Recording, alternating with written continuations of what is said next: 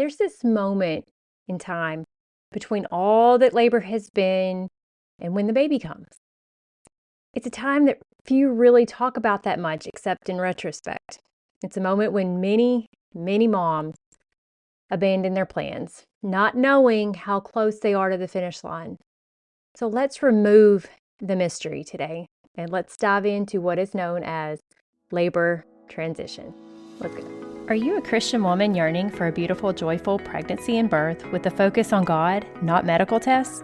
Are you worried the birth you want isn't possible and you're tired of being treated like an accident waiting to happen? Hey Mama, I'm Lori, host of Your Birth God's Way. I'm a certified nurse midwife now, but I wasn't always. After working for nearly 20 years in the broken maternity system, I too was in your shoes wondering how I could have the birth I wanted and that I felt God meant for me to have. I found a secret that has actually been known since the beginning of time. God's way is the best way. Spoiler alert, God made us and our babies, and He knows us best. He designed us perfectly for pregnancy, birth, and nourishing our babies after birth, if we work with His design and not against it. In this podcast, you'll learn how to be healthy and have joy during this time of life that will be over before you know it. So if you're ready to reclaim your birth and your babies for His glory, go turn on a few episodes of Bluey for that little one on your hip so you can put the focus back on you for a few minutes with me. Review time. I love this time. You know that. You know I love to hear from you. Today's review comes from LBVV. It's not really a name, but LBVV says, so refreshing. This podcast is so refreshing. I love hearing about pregnancy, birth, and nutrition from a Christian perspective. God knows what is best, and it's exciting when other people recognize that too. Lori has such a comforting voice, and I always learn something new. Thank you. Thank you, whatever your actual real name is, for leaving that review. That encourages me so much. It's funny that you say I have a comforting voice. I always say that my voice gets on my own nerves, so I hope that you like it. I'm glad that you do. It's actually funny. I'll tell you a quick story. Yesterday I think it was, my son had recorded a video of himself, and when he played it back, he cringed and he was like, "Oh, why do I sound like that?" I'm like, "What are you talking about? That's what you always sound like." He said, "Oh, is that what you're talking about? How you sound different to yourself?" I'm like, "Yep, that's it." And he goes, "You have to listen to that all the time." It's such a real thing, but I'm so glad that it's comforting to you, and I'm glad that I'm able to help you, and I'm glad that God has given me this platform to be able to help you guys. Just remember what you already know. You know God made you. You know God made this process, but man, this world does a really good job of reminding or trying to make you forget that. Sometimes we just need reminding. So I'm glad that I can be a part of your journey. If you have not left me a review yet, could you please just take a quick second, head over to Apple Podcasts, leave me a quick 5-star written review. It helps me so much, helps me find other moms just like you who need this content, and it encourages me to keep on going. So today, this topic is one that I really don't find much information on out there, and so I bet you don't either. And I really just wanted to help you understand this phase of labor that's really a pretty quick phase. It's a phase that is over oftentimes before you know it, but it's also a phase that can really derail all of your plans. And as a midwife, it is very hard and it's very frustrating when you hear yet another story of a mom who decided to give in to the pressures of the interventions. She gets into the throes of labor and she doesn't know what to do. She doesn't know how close she is to the end.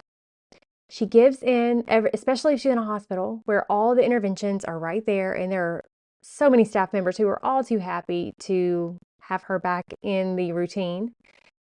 See, I hate hearing those stories because I know the regret that will come when that mom thinks back and knows they shouldn't have quit.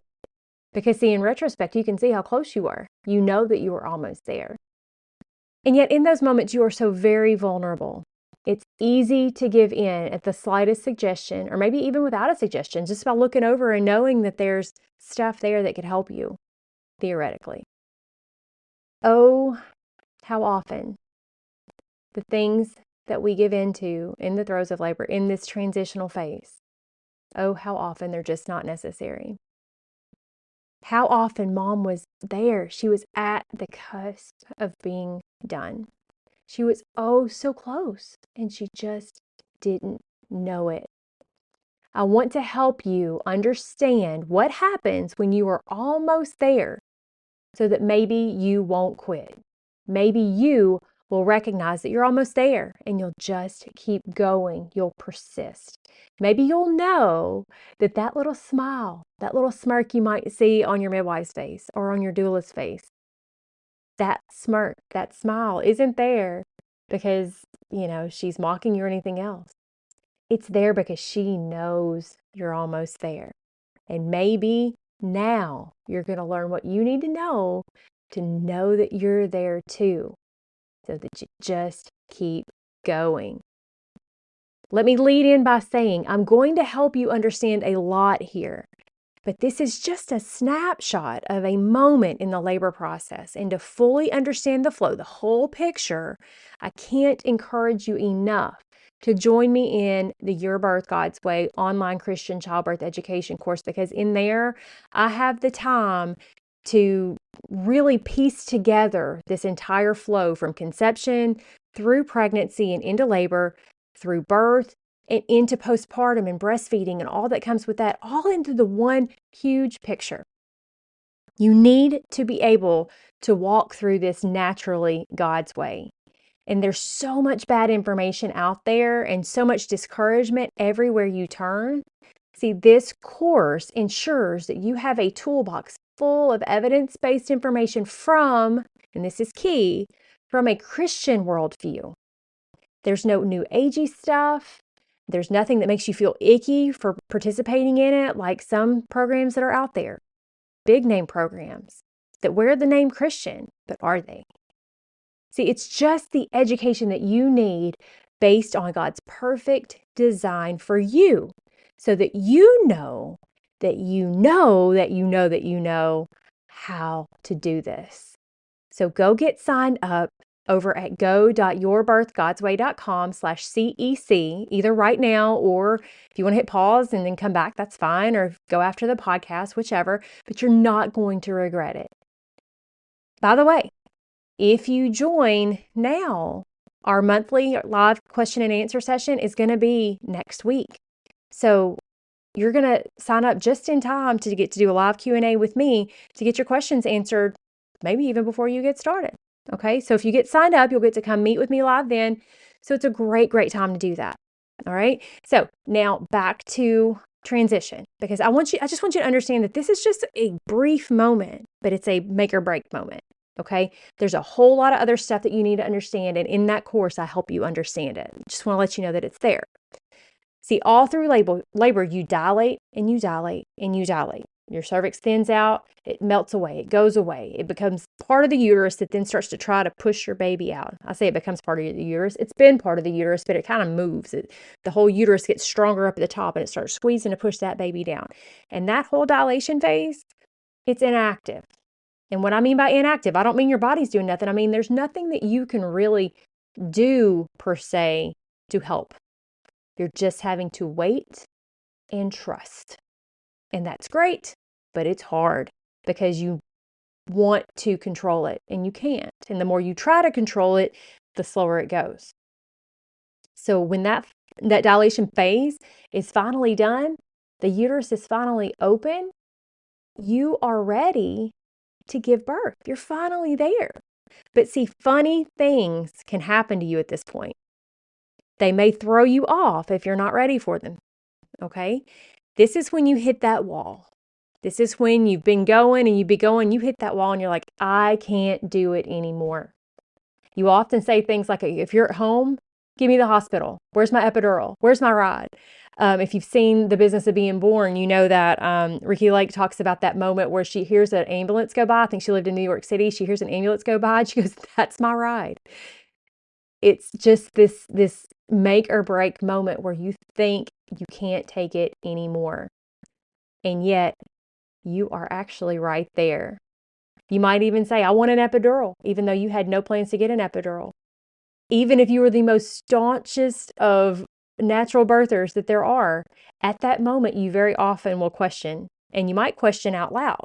And if you question out loud, that's a very easy time for that suggestion to come in from someone who really doesn't believe in what you're doing anyway, to plant the seed that you don't have to do this. There's plenty of help available. You just feel like you can't go on. Support is essential at this point. Husbands, moms, doulas, hear me when I tell you, this is when you remind them of where they are in this process and what they want and how capable they are of having it.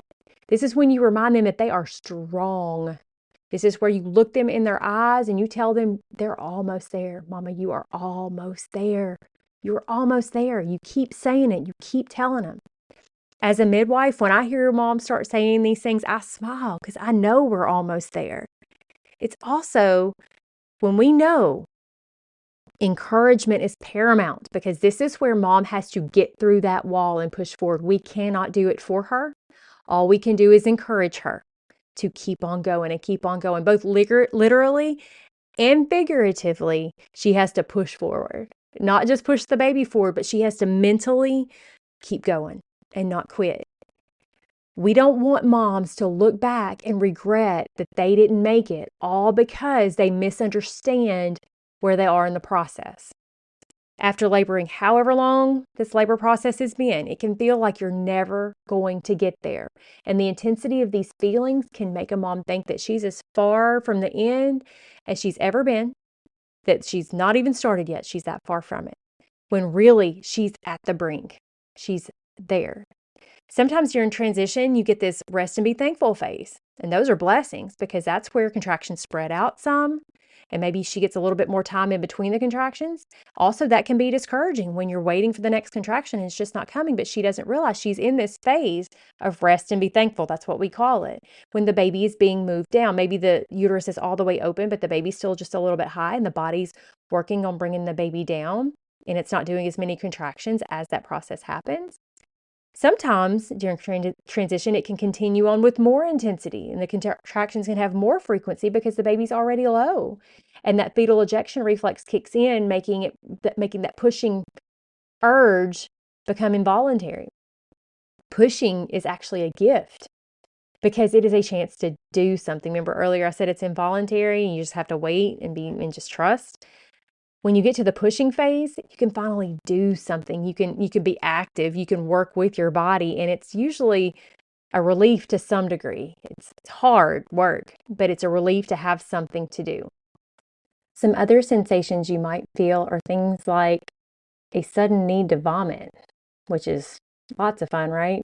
Nobody wants to deal with that during labor, but if you haven't been feeling that at all, and all of a sudden you feel sick to your stomach or like you're going to throw up, that's actually a sign. It happened to me, I think, just with my first baby, but it was funny because I thought I was still just about 3 or 4 centimeters, and all of a sudden I felt like I had to throw up.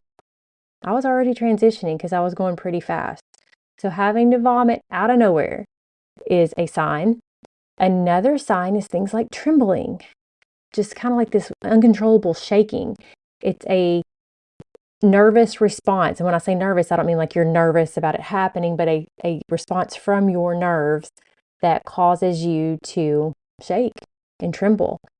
Basically, any sensations that overcome you that feel like they're out of nowhere, that are almost like the straw that broke the camel's back, where you're like, I can't take anything else. This is it. I'm done.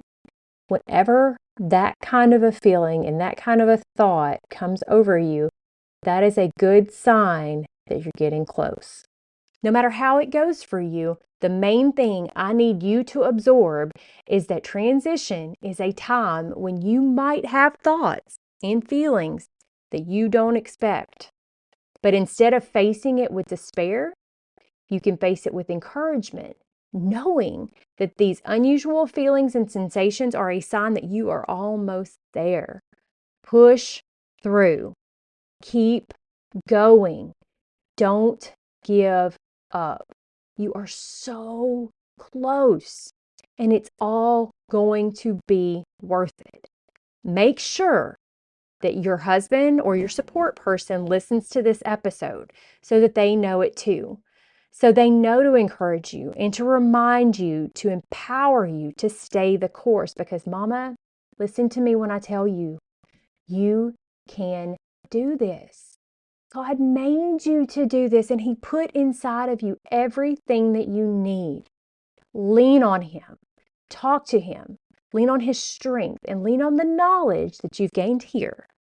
and then strongly consider joining me in the course so that you have even more knowledge and even more empowerment in your back pocket to strengthen you to walk boldly through your labor, through the transition, through birth, and through postpartum as God's woman in His strength. I hope that encourages you. And I hope so much that I will see you in the live question and answer session next week when you join my course, because you are going to walk through this so boldly and so strongly.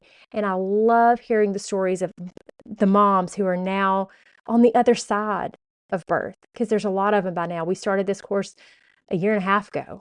There's lots of moms who are now having even toddlers running around who can tell you and do tell you on the website themselves that this course truly helped them remember all that we know intuitively, all that God put in us intuitively, but all that the world tries to discourage us from and make us forget.